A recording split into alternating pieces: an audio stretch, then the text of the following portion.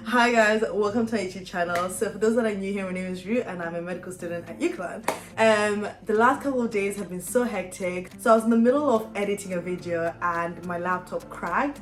So that sort of like set me back uni-wise and YouTube-wise, just life-wise. There was so much things on my computer that I haven't saved and stuff, which is quite sad. But I pay for insurance through Barclays, which is a very good idea, by the way. And I only have to pay £75 and then they'll fix it, hopefully, fingers crossed. But yeah, so that's why I've been kind of like MIA. So because we're on our Easter break at the moment, I felt like there is not really much I can take a video of unless I'm like vlogging myself breaking COVID rules. No one's breaking any COVID rules, like guys, stay in your house, like yeah.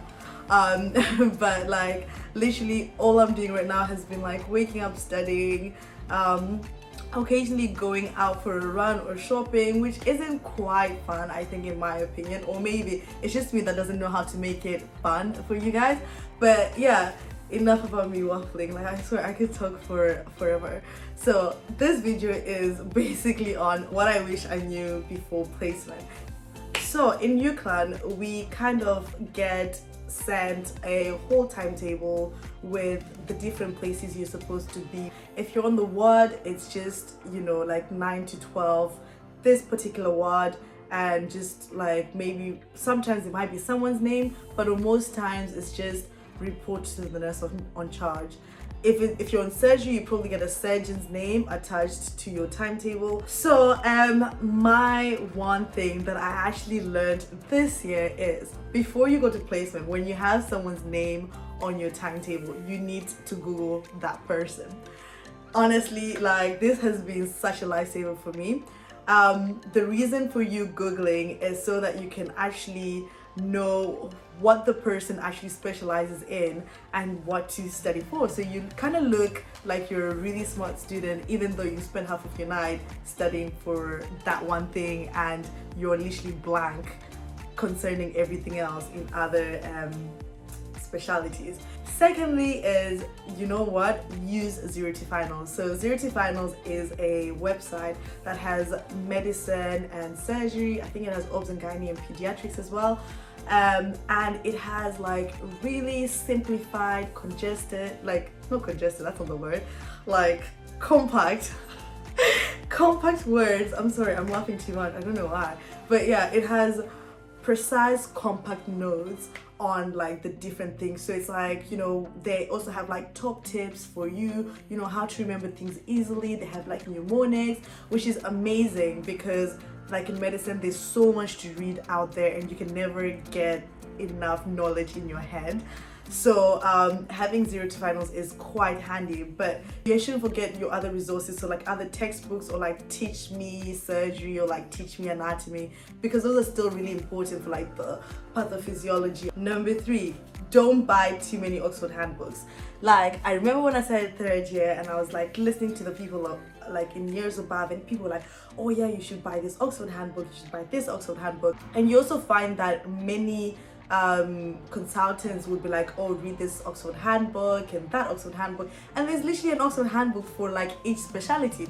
So when I said 3rd year, because these books are like literally, I don't know, 20 something pounds, I bought the Oxford Handbook of Clinical Medicine, and you can also find like a small pocket-sized one. And I also bought this Oxford Handbook of Clinical Diagnosis, because in UCLan we usually do things as case-based learning, so you need to have like your differentials on tap. So I find that really useful for me to think of like differentials, and also it has investigations on on how to rule out other things and rule in other things, and like the management at the end. But with Oxford handbooks, you can literally find them online. So this is what no one tells you, or if you have like really nice people around you that know, they will tell you this. You can literally type in Oxford handbook on Google, and so you choose the site to Oxford handbooks, and all you have to do is to sign in using your institution. So that's the university that you go into, and then you use your Blackboard username and password, and voila, you've got Oxford handbooks on tap. You don't have to buy so many of them. So save your money. Also, in regards with textbooks, you should use your libraries. So there's also Clinical Key, where you can get like different textbooks that you can even use even in your preclinical years. So there'll always be so much traveling, like you spend so much time traveling. I don't know if it's like because we're in the northwest and things are literally like spread out. Basically, after third year, I think I've explained this in a previous video, but the campus moves to Burnley, which is 40 miles I think from Preston, and you go to Burnley Hospital and Blackburn Hospital, which is 23 miles from Preston. So the uni usually tells people to move to Blackburn, but on campus days you still need to travel to Burnley campus. And like, I don't know if it's like to appease us or whatever, but every year they always ask us like, oh, you know what, where are you gonna stay for like the next year so that they can put a GP closest to you. But every other time I've always stayed in Preston, and I've had GPs in like Barrowford, Colne. So I remember in second year, although it was 1 day a week, I had to go to GP, whereby I had to leave my house at 6:20 only to arrive there at like 8:20. And if I left later on the next train at like 7:30, I would arrive my placement at like 10. So it was one of those ones where it was just really, really complicated, and they started the surgery at like 7:30, and I was like, sis, I'm not waking up at 4 and then get on the train at 5:50 and to only get there at like maybe 7:20. Yeah, the math wasn't really adding up. And you know, like you're not being paid to be a placement, no offense. Obviously at tenure placement they're very, very useful, but yeah, you know, someone gave me the option like, oh, you can come at 7:30 or you can come at your usual time at like 8:30, and I was like, are you really telling me to choose? But so like really, there'll be a lot of traveling regardless of where you stay, which is why I am moving to Manchester next year, because I'm tired of life in Preston. If you're on wards, especially in the morning, there's usually a ward round that goes on, and like 90% of your time in ward rounds is usually just opening and closing the curtain, and then that becomes really, really passive, and then at some point your consultant will probably feel bad because he hasn't really taught you anything, and he might just like shoot you a question. Some of them are really horrible, like they'll ask you a question that you don't even know, like something that you've not even been taught, and you're like, how the hell am I supposed to do that? I mean, you've been doing your specialty for 12 years, but hey. But you know, there's small little things that you can do so that you're not quite bored. So you can ask a lot of questions. The more questions you ask, the more keen you look, and the more someone is more likely to teach you. But it's also one of those things to understand that not everyone is a teacher, even if you're at a teaching hospital. So don't be like really offended if the person's like standoffish and everything. Just do you, man. Just attend the ward round, and you know, just find someone else who is more willing to teach, and they will help you out. Don't stick around on the wards for too long. Like if you're meant to finish at like 4 and you know you're on a ward at like 3 o'clock, and you know you've texted people to come help you, you have texted your undergraduate team, and there's nothing else to do, and you feel like you've done everything, you know what, you're allowed to go home. So number 7, be punctual and be prepared. Like there's so many times when like, I usually find it so weird. So as medical students, I don't know, maybe it's just me, but as medical students, like people usually just like walk around with their stethoscopes on their necks, and like half of those people don't even use their stethoscopes, like literally. This is just me being shady, to be honest. So like half of the people don't use their stethoscope. So I usually have this, it's like a bad thing that I do, but like when I'm on endocrinology, I'm like, what am I going to use my stethoscope for? So I usually just leave my stethoscope. This year, so some wards that were like for endocrinology ended up being used for COVID general patients. So I remember being on the ward round, and then the surgeon, and then the consultant was like, oh, listen to this guy's lungs, and I was like, I don't have a stethoscope. I was just like, how can you come to ward round without a stethoscope? It's like being a soldier and going to war without a gun. And I was like, gosh, that's a bit too much. Go the extra mile, read the patient notes beforehand and present it to the doctor on the ward round. I've never quite gotten the balls to do it, but you know what? That is something that is quite useful, and if you can, like, go for it, man. Like, in addition, something that I found quite useful is to always have an objective for the day, especially when you're no one, when no one wants to teach you, and people are ignoring you.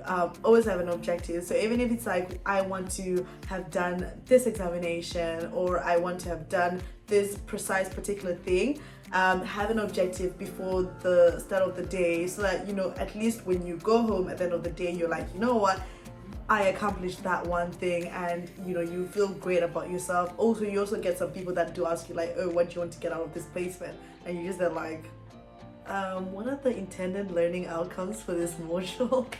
Another thing, the 8th point, being on placement, you kind of realize that there is a bit of like decreased job satisfaction as a doctor. So obviously, you get like really nice people, really nice patients on the ward, people that are like warm, and you're like, wow, I want to be in this position where I'm able to help you and everything. But there are some people that can be like really, they can test your faith, let's just say that. So I've had bits where someone else has asked me like, where are you from? And I was like, oh, I'm from Zimbabwe. And they were like, Zimbabwe, where is that? And I was like, it's right above South Africa.